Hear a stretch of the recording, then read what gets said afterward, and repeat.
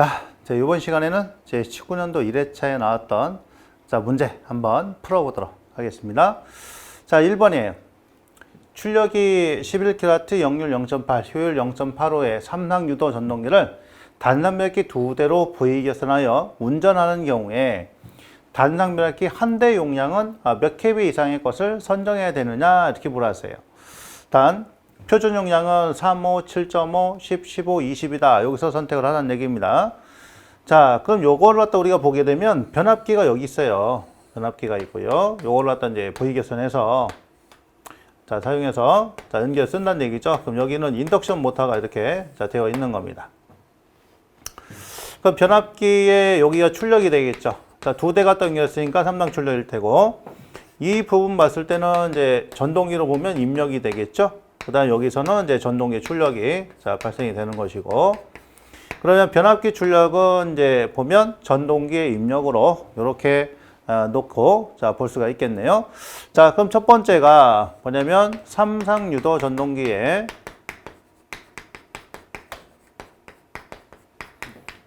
요거의 입력은 어떻게 되느냐? 입력은 이제 효율분의 뭐예요? 출력이 되는 거 아닙니까? 그렇죠? 입력은 효율분의 출력이다. 자, 그러면 효율은 0.855고요. 0.855. 그 다음에 출력은 11kW예요. 자, 그런데 변압기 용량 갖다 구하면 변압기 출력은 전동기로 봐서는 입력이 되니까, 자, 그럼 이렇게 보면은 요거는 단위가 뭐예요? 자, kVA로 해야 돼. kVA로. 그러면 여기서는 얘가 출력이 kW죠. 자, 그러면 요 값을 갖다가 우리 역률로 어떻게 해야 돼요? 나눠줘야 되겠죠? 자, 따라서 곱하기 역률 0.8로 이렇게 나눠줍니다. 자, 요거 한 개를 해줘야 삼상유도 전동기 입력이 나와요. 그래서 그 입력을 하다 보니까 16.18 kV가 나왔다라는 얘기죠. 요게. 그러면 요 값은 이제 뭐예요? 바로 삼상유도 전동기 입력이라는 것은 변압기 출력과 같은 거죠. 자, 그러다 보니까 V개선지 출력은 루트 3의 P 요게 되겠죠. 그러니까 단상이니까 P1이 나갈까요? 요 값이 얼마나 나고요? 16.18 kV가 나왔다라는 얘기죠. 자, 따라서 한 대 용량 P1은 루트 3분의 16.18이 됩니다. 자, 요거 한 개 갖다 계산해 주면 되겠죠? 그래서 요거 계산하면 9.34 kV가 나와요. 9.34 kV가 이렇게 나오게 됩니다. 자, 그럼 여기서 선택해야 되죠? 그래서 얼마? 자, 10 kV짜리를 선정을 한다. 그러니까 변압기는 10 kV 이상짜리를 써야 된다라는 얘기. 이게 문제 1번에 관련된 그런 내용입니다. 그러니까 이런 데 내용만 알고 있으면 이제 답을 작성하기가 어렵진 않죠. 그래서 1번은 이렇게 푸시면 됩니다. 자, 아셨죠? 그럼 이제 정리하고요. 네, 그 다음 문제 넘어가도록 하겠습니다. 자, 문제 2번이에요. 삼상 3선식 유일해선 배전선로의 말단에 늦은 역률 80%인 평형 삼상의 집중 부하가 있습니다. 자, 변전소 인출구 전압이 6600V인 경우 부하의 단자 전압을 6000V 이하로 떨어뜨리지 않기 위한 부하 전력은 몇 kW인지 구하시오라고 했어요. 자, 이걸 보면 여러분들이 이 그림을 하나 그려보실 만도 하실 것 같아요. 보게 되면 지금 인출구의 전압이 6600V고요. 6600. 그 다음에 부하의 단자 전압이 6000V입니다. 6000V. 거기에 수용가가 이렇게 연결이 되어 있다라고 볼게요. 이때 저항이 1.4ohm이고 리액턴스가 1.8ohm이라고 했습니다. 그러면 우리는 이 6600V와 6000V를 가지고 뭘 할 수 있어요? 전압 강화라고 하는 걸 구할 수 있어요. 전압 강화 E는 VS-VR이다 보니까 6600 마이너스에 6000을 해보니 이게 얼마나 돼요? 600 볼트에 대한 전압 강화가 발생이 될 것이고, 그 다음에 여기서 6000V 이하로 떨어뜨리지 않기 위한 이 부하에서의 전력을 구하라고 했습니다. 전력을.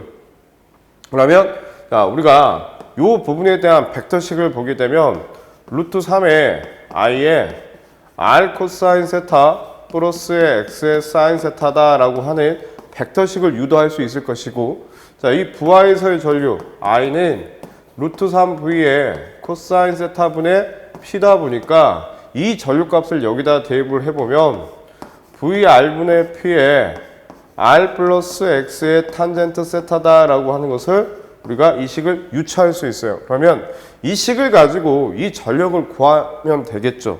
그러면 이때 P는 전력 P는 R 플러스 X의 탄젠트 세타가 될 것이고, 자, 거기에 전압강화와 수전단 전압의 곱이면 될 것이며, 단위가 킬로와트이기 때문에 곱하기 10에 마이너스 3승을 해주시면 되겠죠.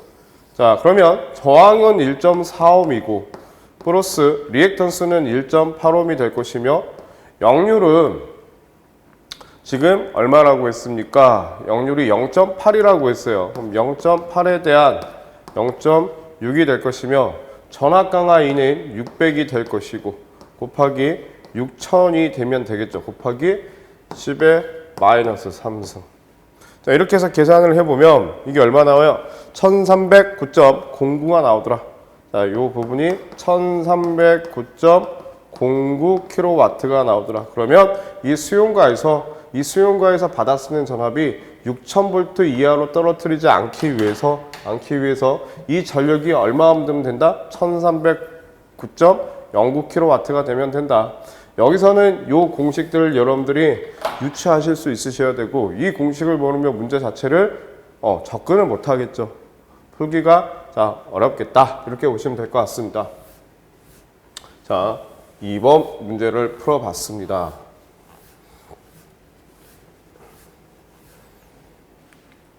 3번 문제예요. 스폿 네트워크 수전 방식에 대하여 설명하고 특징을 4가지만 쓰시오라고 했어요. 4가지만. 스폿 네트워크 방식이다라고 한 건 뭘까요? 우리가 그림을 그려보시면 됩니다. 자, 여기에 변전소가 있어요. 여기에 제가 이렇게 볼게요. 여기에 배전용 변전소가 있고요. 배전용 변전소가 있고, 자, 삼상이 이렇게 공급이 되겠죠. 삼상이 이렇게 공급이 된다 라 보시게 되면, 자, 이제 이 부분에 자, 이렇게 생긴, 자, 뭐가 있어요? 부하 개폐기가 있고, 자, 여기에 변압기가 있고요. 수용가로 하는 변압기가 있고, 여기에 프로텍터 퓨즈라든지 프로텍터의 어떤 차단기가 존재할 것이고, 여기에 이제 수용가가 이렇게 연결이 됐다라고 볼게요. 수용가가. 이렇게 수용가들이 연결이 되어 있다. 이렇게 볼게요. 그러면 보시게 되면, 자, 이렇게 보실 수 있겠죠. 이 부분을 뭐 이렇게 보게 된다면, 스폿 네트워크 배전 방식이라고 하는 것은, 자, 그물망처럼 다 연결이 되어 있기 때문에 무정전 사태가 일어나지 않습니다. 자, 그래서 보시게 되면 배전용 변전소로부터 2회선 이상의 자, 배전선으로 수전하는 방식으로, 자, 배전선에 여기에 1회선에서 사고가 발생이 될지라도 다른 사고가 일어나지 않은 회전선으로부터 자동적으로 수전할 수 있는 무정전 방식을 뭐라고 해요? 이걸 스폿 네트워크 방식이라고 하더라 이거야. 그래서 정전이 일어나지 않더라 이거지. 다 그물망처럼 연결이 되어 있는 방식이다. 그래서 신뢰도가 매우 높다. 그래서 거기에 대한 특징은 뭐냐? 무정전으로 전력을 공급할 수 있다라고 하는 게 가장 큰 장점이고, 그러다 보니까 공급 신뢰도가 굉장히 높겠죠. 그리고 이 부분이 지금 다 연결이 되어 있기 때문에 전압에 대한 변동률이 굉장히 낮을 것이며, 부하 증가에 대한 적응성이 굉장히 좋겠다. 왜? 부하가 늘어날 때마다 우리가 연결을 시켜주면 될 거니까. 그런데 스폿 네트워크 방식은 장점이자 단점인 게, 이게 다 연결이 되어 있다 보니까 단점이라고 하는 게 뭘까요? 사람이나 어떤 가축에 대한 감전 사고가 빈번하게 일어나더라 이거예요. 그래서 자, 이 부분 보이시죠? 이 부분에 이제, 자, 이게 부하 개폐기이고 이게 변압기이며, 제가 여기다 그리진 않았지만 여기에는 프로텍터다라고 하는 것들이 있어요. 뭐 라인 퓨즈, 그 다음에 뭐 차단기, 그 다음에 뭐 리클로저 같은, 자, 그런 것들이 있겠죠. 그래서 그 감전 사고를 방지하기 위한 프로텍터가 여기에 이제 존재하더라 이겁니다. 그래서 스폿 네트워크 수정 방식에 대한 걸 여러분들이 이 회로도를 가지고 자, 이 부분에 대해서 여러분들이 충분히 읽어보시고 암기를 해보신다면 충분히 이해가 되지 않겠냐라는 생각이 듭니다. 그래서 스폿 네트워크 방식은 무정전 방식으로 전기를 공급해 줄 수 있는 방식이다라고 보시면 될 것 같습니다. 자, 4번 문제 봅니다. 그림같이 완전 확산성에 조명기가 설치되어 있다. 조명기의 전광속은 18,500이다. 자, 첫 번째 광원의 광도를 구하시오 이렇게 됐어요. 완전 확산형의 조명기고 이거는 이제 9로 보겠죠. 그러면 9광원일 때는 9광원의 자, 광속은 F는 4파이에다가 그 다음에 광도에 여기서 4파이는 입체각이 됩니다. 자, 이런 관계에서 광도 모았으니까 I는 4파이분의 F다 요 얘기예요. 그러니까 여기다 하면 되겠죠. 자, I는 입체각 4파이분의 광속 F가 됩니다. 자, 4파이고요. F는 18,500으로 잡으면 되겠죠. 그래서 광도를 산출하면 이게 1472.18 나와요. 자, 칸델라가 이렇게 되겠고요. 자, 그 다음에 두 번째 A점의 수평면 조도가 하시오. 수평면 조도라는 것은 어디? 벽으로 향하는 조도다. 그죠? 수평면 조도는 이렇게 자, 벽면을 향하는 자, 그런 조도가 수평면 조도가 됩니다. 자, 근데 보통 광원은 이제 광원에 있을 때 각도는 여기가 기준이거든요. 근데 요거는 여기가 기준이에요. 세타를 여기다 잡아놨어요. 그러면 여기서부터 어쨌든 이렇게 적용이 되는 거니까 그러면 이 수평면 조도라는 것은 수평면 조도는 만약에 여기가 세타 다시다 그러면 자 그냥 편하게 R자승의 I에다가 자 코사인 세타 다시 이렇게 하면 되는데 각도가 여기가 주었단 말이에요. 그러면 이 값을 갖다가 코사인 형태로 표현해 줘야 됩니다. 사인인데 코사인을 표현해 줘야 돼. 그래서 표현식은 R자승의 I에다가 코사인의 90 마이너스 세타다. 그러니까 코사인보다 자, 위상이 뒤지는 거죠. 자, 뒤지는 겁니다. 이렇게 표현을 해준다는 얘기. 그럼 실제로 요거는 뭐예요? 사인 세타가 된다라는 얘기가 되겠죠? 그래서 자, 이 부분은 요거를 자, 생각을 해 주셔야 됩니다. 자, 그러면 실적으로 R이란 것은 여기가 8이고 얘가 6이면 여기는 얼마예요? 10이 되는 거죠. 근데 여기서는 이제 R을 갖다가 대문자로 줬으니까 자, 대문자 쓸게요. 그러면 여기서 R 값은 이제 노트에다가 6의 제곱에다가 8의 제곱이니까 이거는 10이 나왔어요. 그래서 10의 제곱에다가 광도 I는 구했죠? 1472.18 구했고요. 그 다음에 이렇게 되는 거니까 얼마? 10분의 6이 자, 되겠습니다. 자, 그래서 요거를 갖다 산출해 주면 돼요. 예, 그랬더니 얼마 나오냐? 8.83 룩수가 나왔다라는 얘기죠. 이렇게 됩니다. 그래서 수평면 조도라는 것은 이 벽면을 향하는 조도다. 그래서 원래는 요거 코사인 세타다. 코사인 세타. 그 다음에 R 값은 이제 요거와 요거에 제곱해서 산출하면 되는 거죠. 이게 수평면 조도고. 참고로 이제 수직면 조도가 있어요. 수직면 조도는 이 바닥을 향하는 조도가 자, 이렇게 바닥을 향하는 자, 그런 조도가 되겠죠. 자, 그렇기 때문에 바닥을 향할 때는 이렇게 되는 사인 세타로 표현이 자, 되는 자, 그런 부분이 됩니다. 그러니까 요거는 특이하게 세타가 여기 있기 때문에 자, 주의를 하셔야 된다라는 거예요. 아셨죠? 그러니까 요 문제 외에는 전부 다 세타는 광원을 기준으로 잡습니다. 자, 그거를 잊어먹지 마세요. 그 4번은 이렇게 또 정리를 하겠습니다.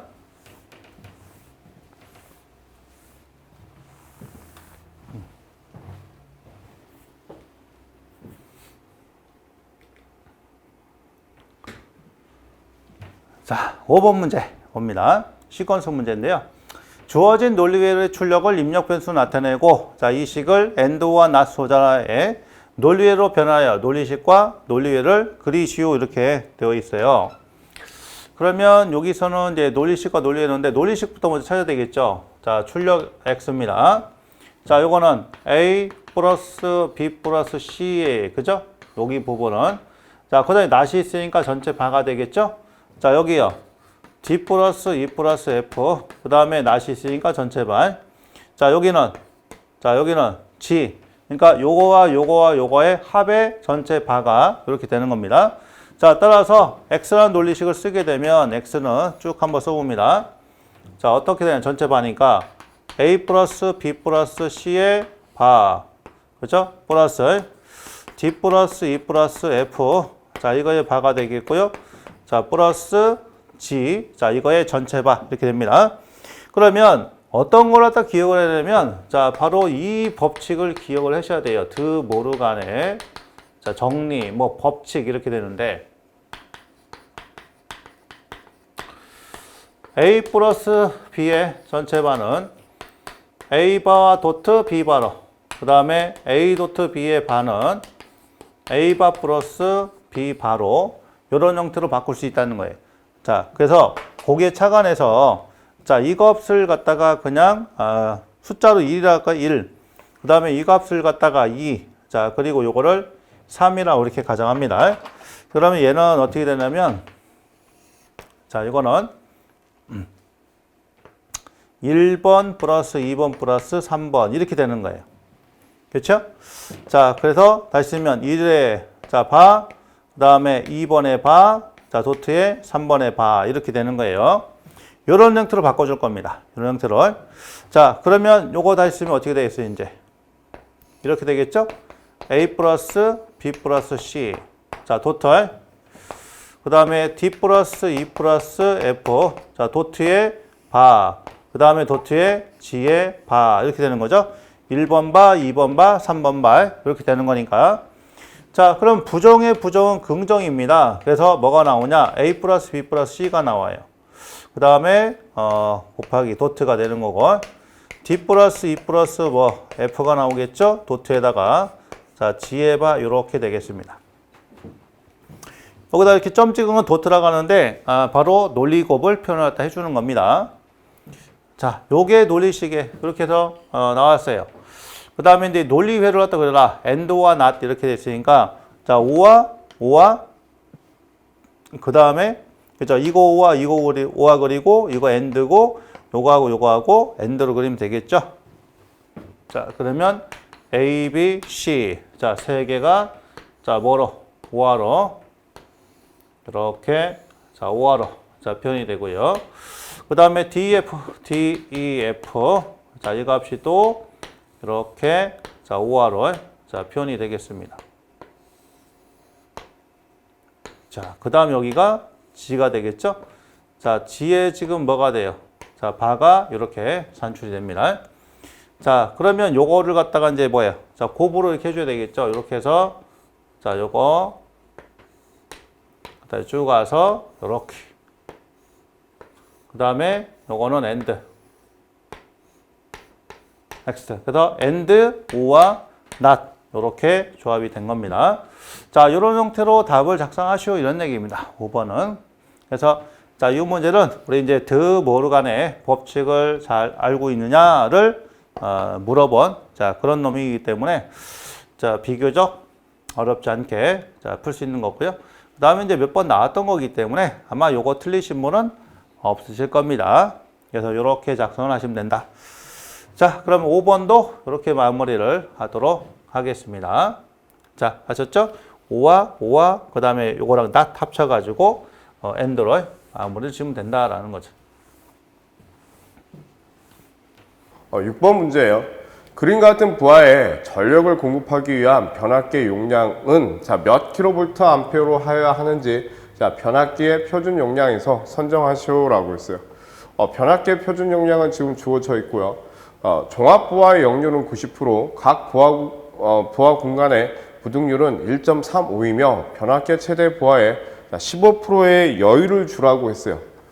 변압기는 최대 부하에 15%의 여유를 주라고 했습니다. 그러면 거기에 이제 부하가 뭐가 있냐?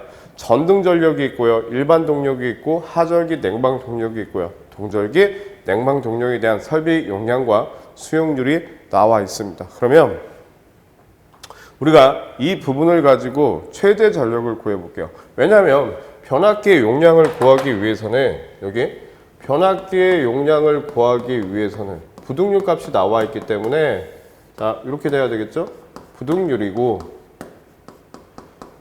될 것이고 곱하기 이 역률을 설비 용량이 나와 있으니까 설비 용량 곱하기 이 수용률의 합의 비로서 구해야 되더라 이거죠. 그래서 자, 여기에 이제 이렇게 한번 보시자고요. 전등 동력부터 한번 보시자고요. 전등 동력.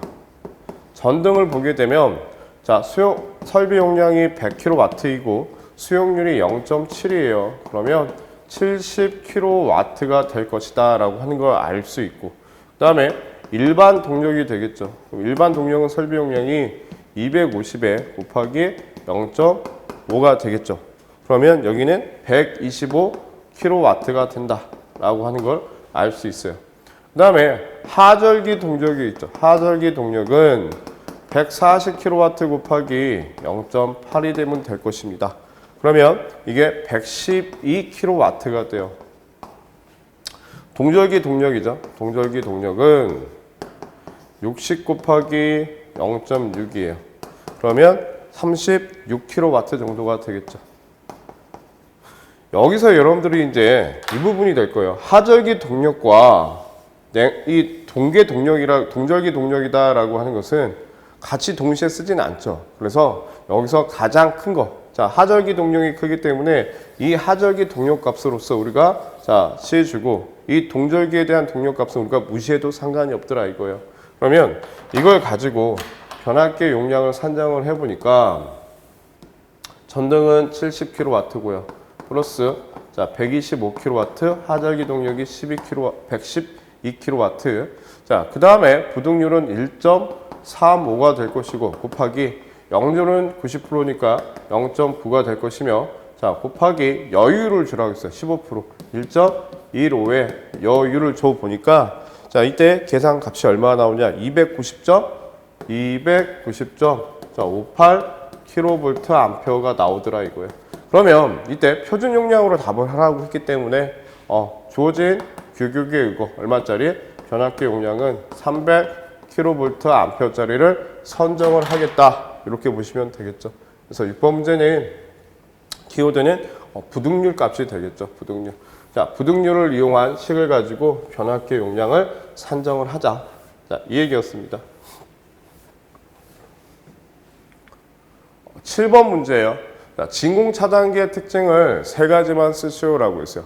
진공 차단기라고 하는 것은 자, 뭘 이용하는 거예요? 고진공을 이용한 거죠.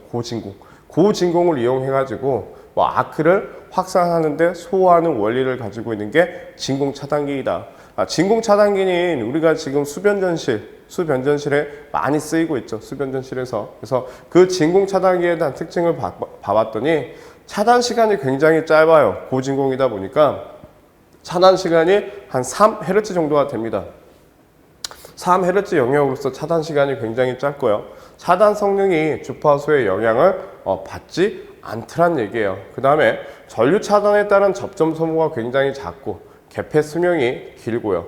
개폐 서지가 발생한다라고 하는 어떠한 단점이 있겠죠. 그래서 개폐 서지가 발생이 되다 보니까 진공 차단기에는 항상 뭐가 필요하냐면 서지 흡수기라고 하는 게 필요하다라고 또 보시면 될 것 같아요. 그래서 그 진공 차단기에 대한 우리가 특징 세 가지, 자, 여러분들이 이렇게 해서 암기를 좀 해주시면 될 것 같고, 저희 교재 보시게 되면 교재에 부가적인 설명들을 집어 넣어놨습니다. 그렇죠. 그래서 그런 부분들에 대한 것도 한번 쭉 읽어보시고 여러분들이 다시 한번 정리를 해보시면 되실 것 같아요. 8번 문제예요. 그림과 같은 삼상 삼선식 220V의 수전 회로가 있다. H는 전열 부하이고 M은 전동기인데 역률이 0.8이랍니다. 그림을 보고 당 각 물음에 답하시오라고 있어요. 삼상 삼선식이 되겠죠. 자, 전열 부하의 역률은 1로 본대요. 자, 1번. 저압 수전의 삼상 삼선식 선로인 경우에 설비 불평률은 자, 몇 프로 이하로 해야 됩니까? 라고 했어요. 자, 보니까 저압 수전의 삼상 삼선식이 되겠죠. 삼상 삼선식에서는 자, 몇 프로 이하가 돼야 됩니까? 30% 이하로 우리가 설계를 해야 된다는 얘기고, 단상 삼선식이라든지 삼상 사선식에서는 설비 불평경이 몇 프로 이하예요? 40% 이하로 우리가 설계를 해야 되겠죠. 자, 2번. 그림의 설비 불평형률은 자, 몇 프로입니까? 라고 했어요. PQ점은 단선이 아닌 것으로 자, 계산한다. 라고 했습니다. 그러면 설비 불평형률은 우리가 구하는 설비 불평형률은 어떻게 구해요? 총 부하의 합계에 대한 곱하기 3분의 1배를 전력선과 전력선 간 걸려있는 부하의 최대와 최소의 차가 되겠죠. 그러면 이렇게 구해보시자고요. PAB부터 구해볼게요. PAB. 자, 전열기니까 2kW가 될 것이고 우리는 지금 이 용량은 단위가 킬로볼트 암페어입니다. 그러면 킬로볼트 암페어가 되기 위해서는 그 킬로와트를 어떻게 역률로 나눠 주셔야 되겠죠. 그러면 2kW 전열기가 있고요. 그 다음에 3kW 전열기가 있어요. 역률은 1이라고 했기 때문에. 그 다음에 전동기가 있는 거죠. 0.5kW. 근데 역률이 0.8이니 0.8로 나눠줘 보니까 이때 값은 얼마가 나옵니까? 5.63 암페어가 나오더라 라는 걸 알 수 있었고, 그 다음에 PBC예요. PBC. 자, PBC는 자, 전열기 3kW짜리가 있죠. 3kW짜리의 전열기가 있고 1.5kW의 전열기가 있어요. 그 다음에 전동기가 있죠. 전동기가 1kW짜리 전동기가 존재한다 라고 봤더니 여기는 5.75kVA 됩니다. 5.75kVA. 자, 그 다음에 PCA예요.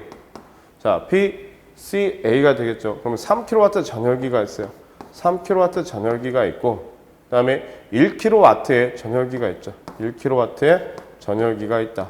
자, 이렇게 해서 계산을 해보면 4kVA가 나올 겁니다. 3이고 1이니 맞죠? 4kVA가 나올 것이다. 이렇게 보시면 되겠죠.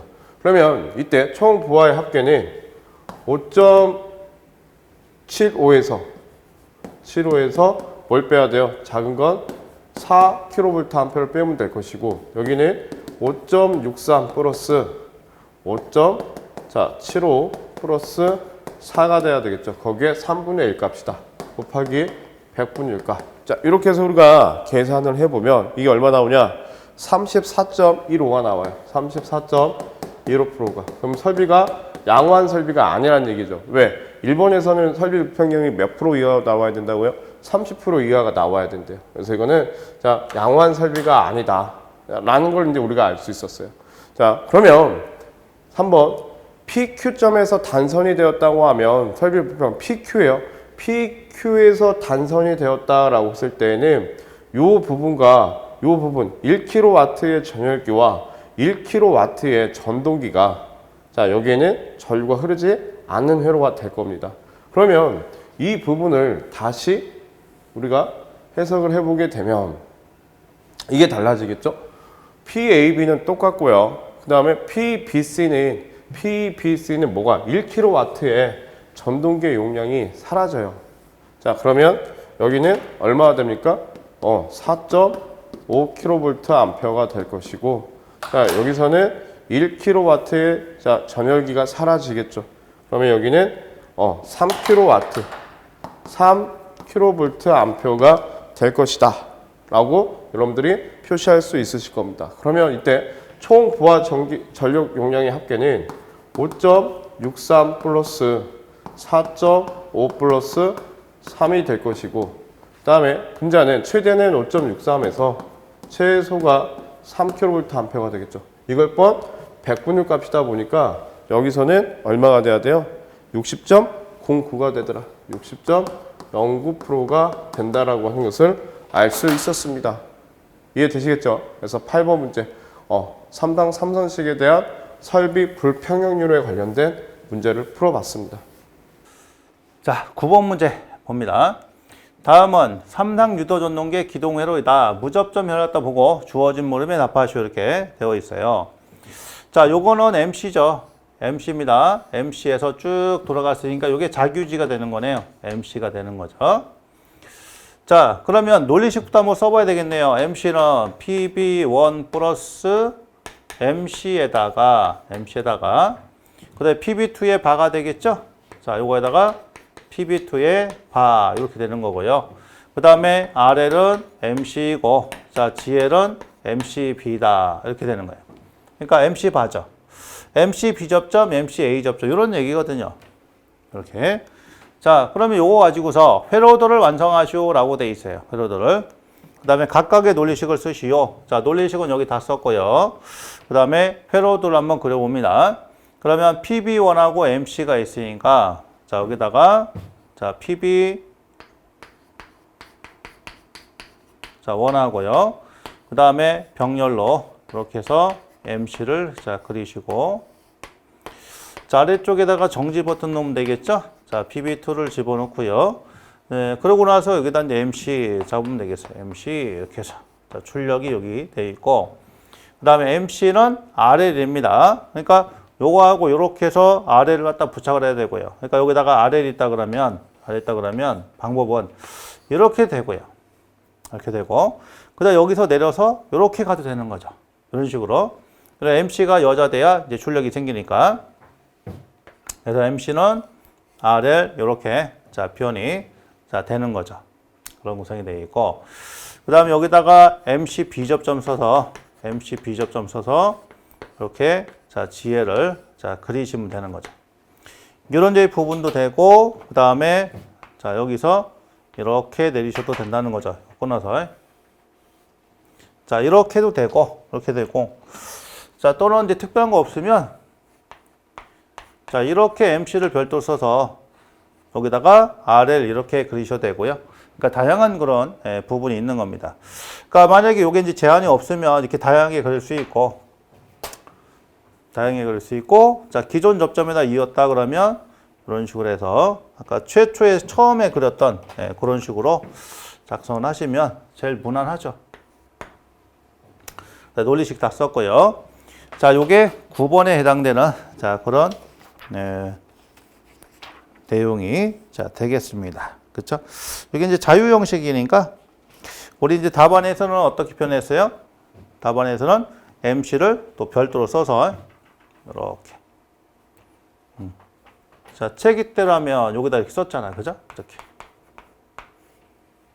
자, 이런 식으로 자, 표현을 했습니다. 이렇게.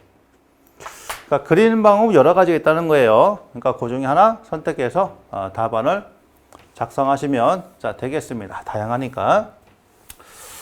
10번. 그림은 통상적인 단락지락보에 쓰이는 방식으로 주보호와 후비보호의 기능을 지니고 있다. 도면을 보고 각 물음에 답하시오라고 했어요. 도면을 봤습니다. 자, 이때 사고 지점이 여기에 사고 지점이 있고요. 그 다음에 이 부분에 사고 지점이 있고, 그 다음에 이 부분에 사고 지점이 있습니다. 그러면 여러분들이 이제 뭘 하셔야 돼요? 그렇지. 자, 주보호, 후비보호 개념이라고 하는 걸 여러분들이 알고 계셔야 돼요. 그래서 자, 이걸 가지고 이제 표를 가지고 우리가 정의를 할 건데, 여기서 보면 주보호, 자, F1점에서의 주보호는 전류의 방향을 잘 보시면 되실 것 같습니다.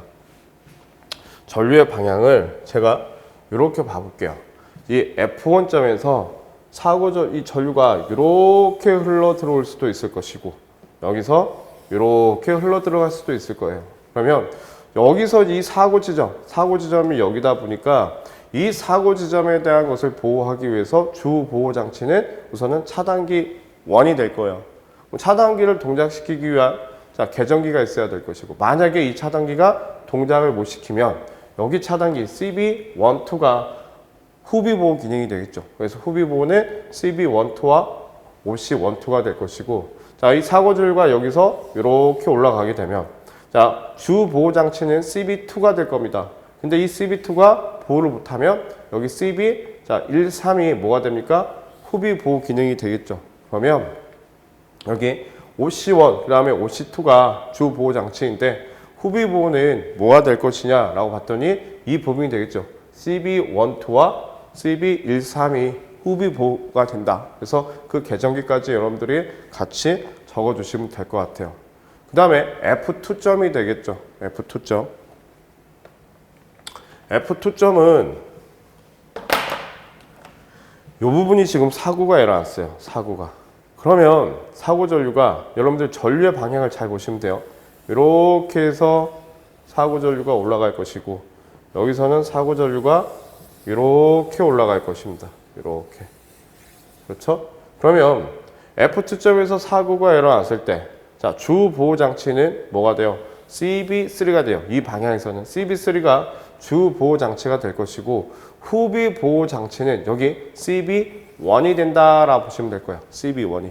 그래서 후비 보호 장치는 CB1이 되겠죠. 주 보호 장치는 자, 여기 CB3가 된다라고 보시면 될 것 같아요. 이해되시겠죠? 자, 그다음에 여기서는 이렇게 내려가게 되면 주 보호 장치는 CB4가 됩니다. CB4가. 자, 그런데 후비 보호는 이게 후비 보호냐? 그게 아니고 이 전류가 이렇게 해서 이 선로에 타서 올라가는 것을 방지하기 위해서 자, 후비 보호는 CB2가 된다라고 보시면 돼요. CB2가. 이해되시겠죠? 자, 사고에 대한 것을 여러분들이 자, 이 사고 전류에 대한 것만 여러분들이 잘 파악을 하시면 되실 것 같아요. 그래서 자, 보시게 되면 여기에 RDF, 레시오라고 하죠. 이걸 우리 뭐라고요? 비율 차동 계전기라고 하는데 이 비율 차동 계전기는 여기 CB3에 붙어도 되고 또는 비율 차동 계전기는 CB4에 붙어도 상관이 없다. 그래서 여러분들이 여기다가 이렇게 해서 적용을 해서 보시면 되겠죠. 자, 그 다음에 F3점이에요. F3점 여기서 사고가 발생이 됐습니다. 자, 여기서 사고가 발생이 되고 F4 이 부분에서 사고가 발생이 됐어요. 그러면 여러분들이 이제 뭘 하셔야 되냐? 이 부분도 다 어떻게 해요? 다 블랭크화 시켜가지고 여러분들이 주 보호 장치가 뭔지 후비 보호 장치가 어떻게 되는 건지 자, 그런 부분들을 여러분들이 따져 주셔야 될 것 같은데 가장 중요한 것은 제가 말씀드렸던 사고 전류의 흐름이에요. 사고 전류가 어떻게 흘러 들어가는 건지 그 사고 전류값만 여러분들이 잘 따져 주시면 되실 것 같습니다. 자, 이렇게 해서 여러분들이 여기 10번의 1번 문제를 풀어보시면 되실 것 같고요. 자, 그 다음에 2번 그림 도면의 별표 부분을 좀 더 상세하게 자, 나타낸 도면이다.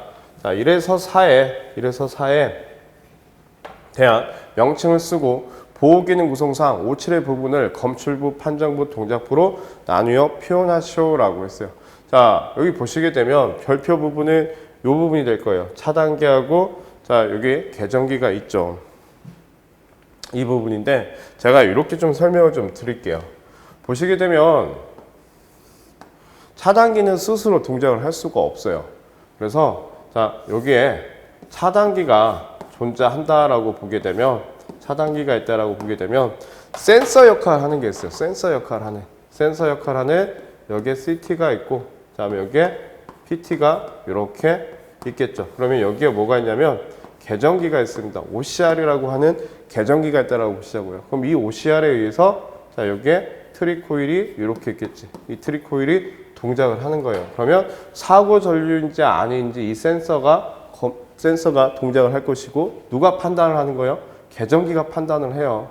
그래서 평상시에는 트리코일에는 전류가 흘러 들어오고 있지는 않지만 이 계전기가 판단을 해서 이게 사고 전류다라고 할 때에는 전류를 흘려 보내주겠죠. 그럼 차단기가 동작을 하더라. 그러면 자, 여기 1번이다라고 하는 것은 뭐가 되는 거고 차단기가 될 것이고 2번은 계기용 변류기가 될 것이며 3번은 계기용 변압기가 된다. 4번은 과전류 계전기가 되겠죠. 그러면 여기는 1번은 차단기가 있는 곳이기 때문에 차단기가 실제로 동작을 하냐 안 하냐. 자, 여기는 5번은 동작부가 될 거예요. 동작부가. 그 다음에 여기 계전기는 자, 고장인지 아닌지 판단을 하는 거죠. 그럼 여기는 판단부가 됩니다. 판단부. 동작부, 판단부. 그죠? 그 다음에 여기는 CT와 PT가 있으니까 전압 전류가 아까 센서 역할을 한다라고 했어요. 센서 역할. 그러면 여기는 자, 무슨 역할을 할까요? 검출하는 전압과 전류를 검출하는 부분이 되겠다. 이렇게 보시면 되겠죠. 그래서 차단기가 있는 부분은 동작부, 계전기가 있는 부분은 판단부, 자, 전압과 전류의 요소가 있는 부분은 검출부. 자, 이렇게 보시면 될 것 같습니다.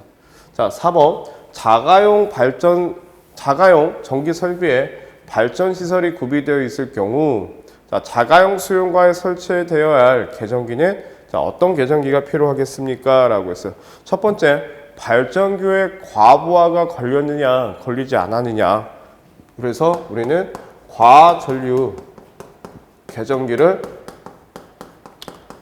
설치를 해야 될 것이고, 두 번째, 교류기니까 발전기는 교류죠. 교류는 주파수 성분이 있으니까 주파수를 계측하기 위한 주파수 계정기가 필요할 것입니다.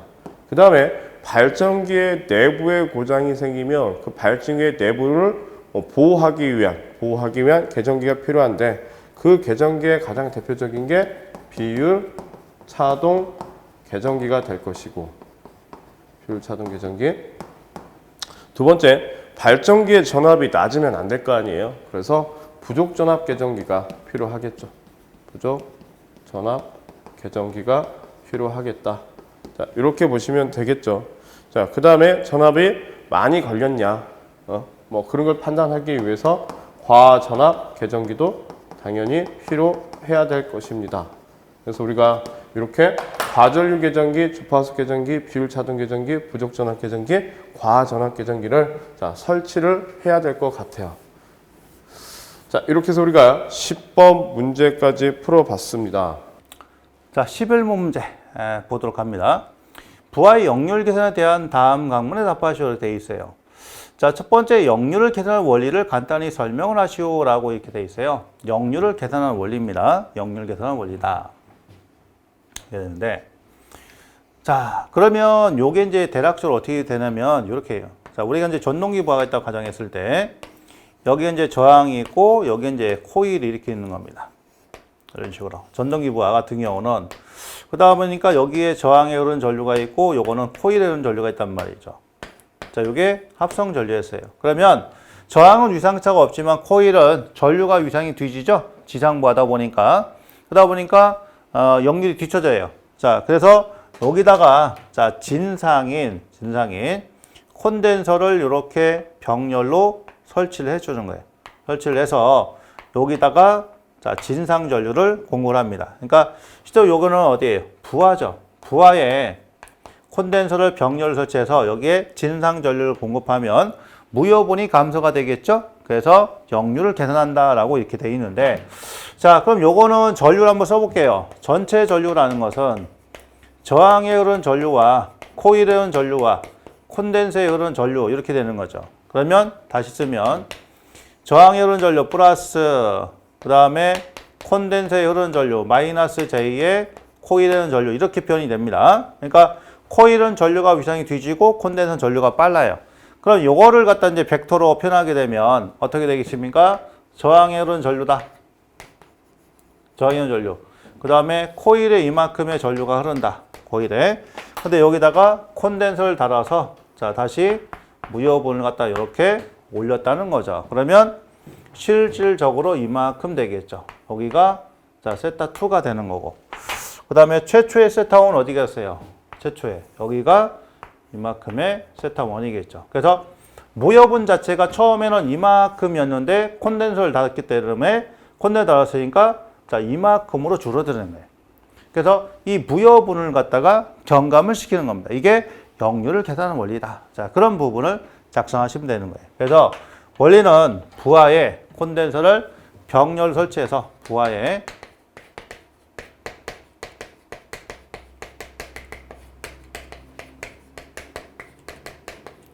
자, 병렬로 설치.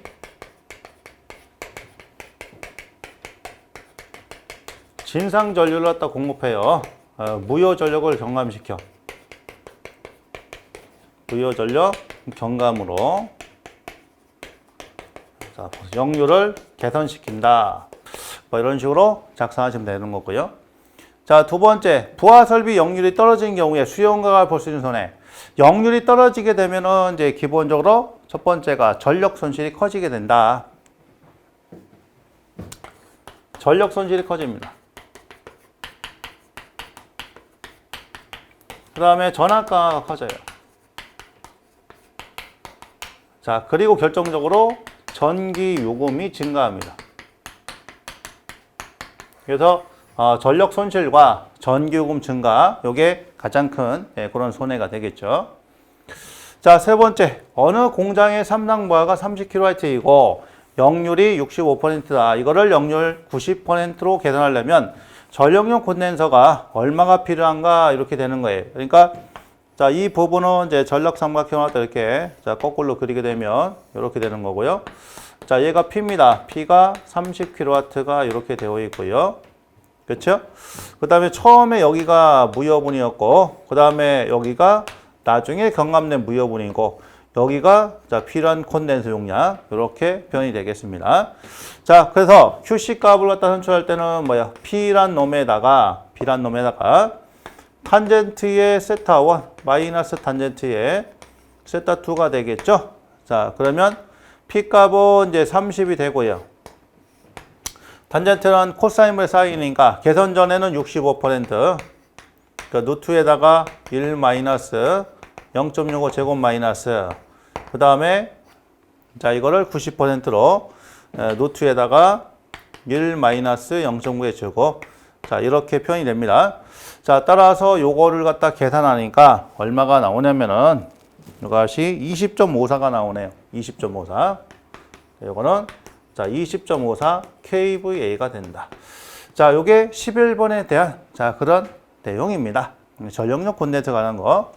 그러니까 요것도 뭐 그다지 어려운 내용은 아니고요. 우리가 이제 기본적으로 알아야 되는 자, 그런 내용으로 구성된 자, 문제로서 이 역률과 관련된 이런 부분은 자주 나오는 거기 때문에 계산할 수 있으셔야 됩니다. 자, 11번 이렇게 정리합니다. 12번이에요. 다음 그림과 같은 3상 3선식 배전선로가 있다. 각 물음에 답하시오라고 했어요. 전선의 한 가닥의 저항은 킬로미터당 0.55이고요. 그 다음에 급전선이 있고요. 급전선이 있고, 자, A, C 쪽으로 이제 1km, 2km 떨어진 지점에 전류를 공급을 하는 방법이 될 거예요. 급전선에 흐르는 전류는 몇 암페어가 되겠습니까? 라고 했어요. 자, 이 급전선에 흐르는 전류는, 자, 여기 전류는, 자, 총 보아에 흘러들어가는 전류의 합과 어떻다? 같다더라. 어떤 법칙이에요?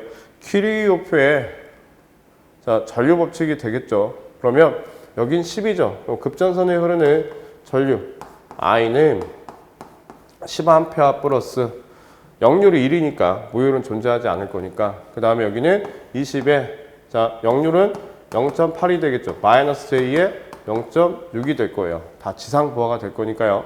그 다음에 플러스 자, 여기는요. C는 20에 역률은 0.9입니다. 그러면 마이너스 J의 루트에 1 마이너스 0.9의 자승이 되겠죠. 자, 이걸 우리가 정리를 해보면 실수는 실수, 허수는 허수까지 우리가 정리를 해보면 얼마 나오냐? 자, 44 마이너스 J에 20.72가 나온다라고 보시면 돼요. 20.72 암페어가. 그럼 크기를 얘기할 때에는 자, 44에 대한 자승 플러스 20.72에 대한 자승의 제곱근으로서 구해보니까 이때 전류가 얼마나 나오냐? 48.63 암페어의 전류가 흐르더라. 그래서 이 급전선에는 48.63 암페어의 전류가 흐른다라고 하는 것을 우리가 자, 이제 알았습니다. 자, 그러면 두 번째, 전체 선로의 손실은 몇 킬로와트가 되겠습니까? 라고 했어요. 그러면 여기 급전선에 의한 손실이 있을 것이고 A까지 가는 1km 구간에 손실이 있을 것이고 2km까지 가는 이 부분에 대한 손실이 존재하겠죠. 여기에는 손실이 존재하지 않을 거란 얘기지. 그러면 자, 이걸 가지고 손실은 어떻게 돼요? 3상이니까 i제곱의 r, 그러니까 3상이니까 3배의 i제곱 r이다 라고 보시면 되겠죠. 그러면 여기는 손실 PL은 3배의 i자승의 r로 구하고 단위를 봅시다. 단위는 킬로와트라고 했기 때문에 곱하기 10의 마이너스 3승이 되면 될 것이다. 그럼 급전선에서의 손실은 얼마가 되겠냐라고 했더니 3 곱하기 전류는 방금 1번 문제에서 구했어요. 48.63이 되겠죠. 그럼 여기는 48.63이 될 것이며 자, 곱하기 제곱에 곱하기 저항은 0.5라고 했어요. 그럼 0.5 곱하기 3.6이 돼야 되겠죠. 왜냐하면 킬로미터당 옴인데 곱하기 킬로미터를 곱해줘야지만 옴이 나올 거 아니에요. 자, 거기에 곱하기 10에 마이너스 3승이 된다. 이게 급전선에서의 손실이 되겠죠. 자, 그 다음에 여기 A 지점까지의 손실을 우리가 보게 되면 A 지점까지의 손실을 보게 되면 자, 그 부분에 대한 자, 여기다 쓸게요. 마이너스의 3배 10A가 될 겁니다. 10A가 그죠? 여기는 10A의 전류가 흐르는 거니까 자, 10의 자승이 될 것이고 곱하기 자, 저항은 0.5 곱하기 1이면 될 것 같아요. 거기에 곱하기 10에 마이너스 3승이에요. 자, 마이너스에 자, 이제 이 부분이 되겠죠. 자, 3배 곱하기 자, 전류는요. 20A가 되겠습니다. 20A가 20의 자승 곱하기 0.5 곱하기 자, 2가 되겠죠. 0.5 곱하기 2 곱하기 10에 마이너스 3승이 된다. 자, 이걸 이렇게 해서 계산을 해보니까 얼마가 나와요? 14.12가 나오더라. 14.12kW의 자, 전력에 대한 손실이 발생이 되더라. 자, 이렇게 해서 우리가 12번 문제도 풀어봤어요. 여기서는 급전선에 대한 전류는 세 부분에 흘러들어간 전류에 합의될 것이고, 그 다음에 손실은요, 이 거리에 의해서 생기는 손실이 존재하기 때문에 급전선에 대한 손실과 자, 그 다음에 A점의 손실, B점의 손실을, C점에 대한 손실을 우리가 계산하면 자, 되는 문제였다라는 걸 알 수 있었습니다. 13번이에요. 태양광 발전에 대한 다음 각 물음에 답하시오라고 했어요. 태양광 발전의 장점을 4가지만 쓰시오라고 했어요. 태양광이라고 하는 것은 자, 태양의 빛에 의해서 자, 전기가 발생이 되는 신재생 에너지가 되겠죠.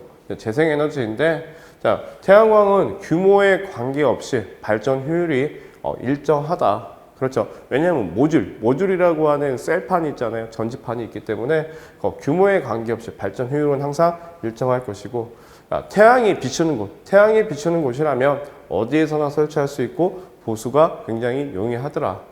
친환경 에너지이며 자원이 반영구적이다. 태양이다 보니까 확산광, 산란광도 이용할 수 있다. 그러니까 어떤 굴곡진 부분에 대한 어떤 확산광이어도 우리가 반사돼서 나오는 빛이어도 거기에 대해서도 이용할 수 있다. 근데 단점은 태양광의 에너지 밀도가 낮다. 그럼 태양광의 에너지 밀도가 낮다는 얘기는 뭐예요? 태양에서 비춰진 빛이라고 하는 그 부분에 대해서 전지에서 나오는 그 효율 자체가 굉장히 에너지가 낮다는 얘기죠. 그 다음에 비가 오거나 흐린 날씨에는 발전이 불가능하다. 그래서 재생에너지인 종류 중에 태양광 발전에 관련된 문제가 나왔습니다. 근데 우리는 이제 신재생에너지 발전 설비 기사 또는 산업기사라고 하는 큰 영역에 대한 어떤 자격증이 또 있기 때문에 이런 부분들은 태양광 발전에 대한 장점, 단점만 여러분들이 알아두시면 되실 것 같아요. 더 깊은 내용보다는요. 14번입니다. 답안지의 그림과 같은 수전 설비 개통도의 미완성 도면을 보고 다음 각 물음에 답하시오라고 했어요. 개통도를 지금 우리가 봤고요. 자, 이때 통전 중인 여기서 보게 되면 개통도를 완성하시오라고 했고 통전 중인 변류기 2차측 기기를 교체하고자 할 때 가장 먼저 취해야 할 조치 사항과 이유를 쓰시오라고 했고 인입 개폐기, 달로기로 많이 쓰이는 기기의 명칭을 쓰라라고 했습니다. 그 다음에 CB를 진공 차단기로 적용하고 몰드 변압기로 사용하는 경우에 대해서 쓰라고 했는데 우선은 개통도를 읽기 전에 이것부터 한번 볼까요? 변류기 2차측의 기기를 교체하고자 할 때 가장 먼저 취할 사항과 이유를 쓰시오라고 했어요. 그럼 변류기 2차측을 우리가 계측하고자 할 때 여기에 변류기가 이렇게 있을 거예요. 변류기가. 그럼 여기에 전류계가 이렇게 있을 거 아닙니까? 우리는 이걸 교체하고자 할 때 이 부분을 개방을 시켜버리게 되면 어떻게 해요? 과전압이 걸려버립니다. 그래서 교체하고자 할 때는 이 부분을 어떻게 단락을 시키겠죠. 그래서 2차 측을 단락을 시킨다. 그 이유가 뭐냐라고 했어요. 자, 개방을 시키게 되게 되면 과전압이 걸린다 했는데 그 과전압이라고 하는 게 뭐 때문에 걸리냐? 1차 전류가 모두 여자 전류가 됩니다. 1차 측의 전류가 모두 여자 전류가 되어 가지고 자, 2차 측에 과전압 및 과전압을 유기시키고 자, 절연이 파괴되어 소손될 우려가 있다는 얘기죠. 그래서 이렇게 쓰시면 될 것 같아요. 그래서 가장 먼저 취해야 될 조치는 2차 측을 단락을 시키고 2차 측을 단락을 시키는 이유에 대해서는 1차 측에 대한 여자 전류가 다 들어와서 자, 과전압, 2차 측에 과전압이 발생이 됨으로써 절연에 대한 파괴가 일어나고 소손이 발생이 되더라. 자, 3번 인입계폐기 DS로 많이 쓰이는 명칭과 약호를 쓰시어 있어요. 인입계폐기로서 많이 쓰이는 기기 자, DS라고 하는 것은 뭘로? ASS. 자, 자동 고장 구분 개폐기로 쓰인다라고 보시면 되겠죠. 자동 고장 구분 개폐기로서 많이 쓰인다. 그래서 우리는 약호를 ASS라고 보시면 될 것 같습니다.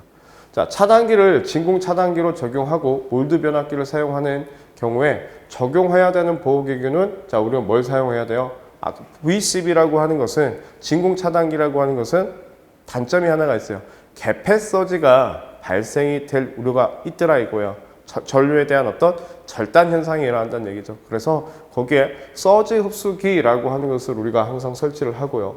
자, 이 서지 흡수기의 설치 위치는 개폐 서지를 발생하는 차단기의 후단과 어떤 보호를 하게 되는 변압기라든지 발전기라든지 전동기, 자, 부하 사이에 설치를 해야 되더라는 얘기입니다. 서지 흡수기 이해되시겠죠? 자, 그러면 이 개통도를 완성을 한번 해볼까요? 개통도를 완성을 해볼 때, 자, 여기 달로기부터, 자, 여기는 L1, L2, L3 이렇게 우리가 연결을 시키면 될 것이고, 자, PT예요. PT는 자, 이렇게 해서 이렇게 연결을 시키고, 자, 여기도 이렇게 연결을 시키고, 여기도 이렇게 연결을 시키면 될 것 같습니다. 자, 거기에 자, 요 부분은 파일럴 램프는 한 상에만 존재하면 되는 거기 때문에 제가 이렇게 연결을 시켜도 무방할 것 같아요. 이렇게 해서 무방할 것 같다. 이렇게 보시면 되겠죠. 그 다음에 여기 CT는 이렇게 해서 자, 이렇게 연결을 시키면 되실 것 같고요. 이런 식으로 연결을 시키면 되겠죠. 자, 그 다음에 이제 변압기를 보셔야 돼요. 변압기는 델타니까 어떻게 돼요? 여기에 R, 여기에 S. 자, 여기는 T로 자, 연결을 시켜주시고 지금은 L1, L2, L3로 바뀌었죠. 여기는 플러스니까 플러스로 마이너스 플러스 그 다음에 마이너스 플러스 연결시켜 주시고 이 부분은 이렇게 해서 어디다가 여기다가 이렇게 연결을 시켜 주시면 될 것 같습니다. 그 다음에 여기서도 델타니까 자 R 여기는 R 자 여기는 S 자 여기는 T 이렇게 연결을 시켜 주시면 될 것 같고 자 여기서는 이렇게 연결을 시키고요. 자 여기서는 이렇게 연결을 시키면 되겠죠. 그 다음에 여기서는 이렇게 해서 이걸 건너뛰어서 이렇게 봐서 S에다가 자 안에다 연결시키면 될 것 같습니다. 이건 여러분들이 해보셔도 충분히 되실 거라고 봅니다. 이해되시겠죠? 자 이렇게 해서 우리가 14번까지 문제를 풀어봤습니다. 자 15번 문제 봅니다. 공급면압기 2차 측 단자 2차 단자에서 최원단 가장 멀리 있는 끝에 부하이론 전선이기가 60m인 경우에 전압 값을 자 100m 이하이기 때문에 그죠? 저압수열 때는 조명일 때는 3%고요. 자 기타할 때는 5%가 되고 고압이랑 수전할 때는 6% 요거는 8%가 되죠. 그렇죠? 그리고 얘가 자 100m를 갖다가 자 뭐 할 때 초과시는 초과 길이당 얼마를 해줘요? 0.005%를 자 가산하고요. 최대 0.5% 그죠? 최대치가 0.5%를 넘어갈 수가 없다는 얘기예요. 이렇게. 그러니까 만약에 얘가 이제 120m다. 근데 기타. 그러면 기본 5%에다가 플러스 자 100m 초과했으니까 그러면 100m를 갖다 기준했을 때 100m 이하까지는 요거고 100m를 넘어가는 번, 즉 몇 m? 120 마이너스 100이 되는 거니까 20m에 대해서 그죠? 20마트에 대해서 0.005를 해주라는 퍼센트를. 자, 미터 단위 되겠죠. 이렇게 해서 전압 강화를 산정한다라는 얘기 아셨죠? 자, 그 다음에 이 값이 최대 0.5%를 초과할 수가 없다라는 얘기입니다.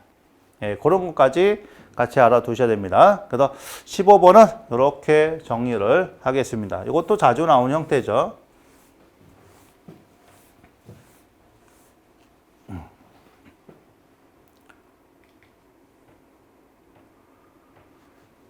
자, 16번 봅니다. 다음과 같이 접지장을 측정하고자 한다. 각 물음에 답하시오. 접지장을 측정하기 위하여 사용되는 계기 및 측정 방법의 명칭을 쓰시오. 자, 여기 보면 접지극이 있고요. P단자와 C단자 이렇게 되어 있고요. 여기 10m 되는 거리에 이렇게 보조 접지극을 자, 박아놓고, 자, 그러니까 접지극이 몇 개 있어요? 3개가 있는 거죠. 그래서 측정 계기는 어스 테스터죠? 어스 테스터. 접지 저항 측정기. 측정 방법은 이제 콜라시 브릿지법을 이용하는 겁니다. 자, 콜라시 브릿지.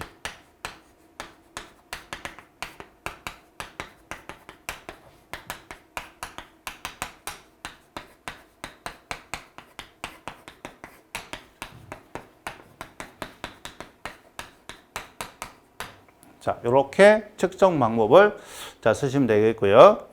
다음에 접지 저항값을 한번 구해봐라. 그러면 여기서 자, P하고 2단자. 자, P단자 쪽은 얼마냐? 이 보니까 분접자 86옴이 되겠고요. 그 다음에 EC단자. 자, EC 사이는 이제 92옴이 자, 나왔어요. 그 다음에 자, PC단자는 얼마 나왔냐? 165옴이 나왔습니다. 그럼 여기서 R2 값은 자, 2분의 1에다가 2분의 1에 조직을 쓰면 R 2P 그죠? 플러스 그 다음에 R EC 마이너스 RPC가 되겠죠? RPC. 자, 요거 두 개 걸리는 거 그죠? 이렇게 걸리는 거 더하고 그 다음에 얘하고 관련 없는 얘들은 자, 빼주면 됩니다. 2분의 1에다가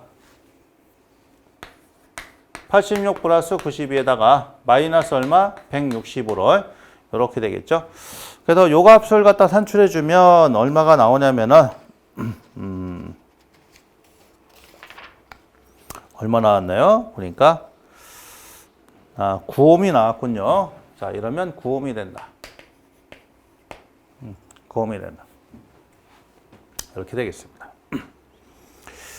자, 그리고 요거 수직 나온 거 산출식에 보면 R이 그 다음에 RP 그리고 RPC 요거 RC죠. RC 그리고 요거 사이는 뭐 REP 그죠? 자, 요거 사이는 REC 자, 요거 사이는 RPC 이래놨단 말이에요. 자, 그래서 REP는 RE 플러스 RP 그죠? 이렇게 되는 거고 그 다음에 REC는 RE 플러스 RC를 해놓은 거고요. 그렇죠? 그 다음에 RPC는 RP 플러스 RC를 해준 거예요. 얘를 갖다가 다 더한 겁니다. 다 더해서 정리하면 이 식이 나오는 거예요. 정리하면.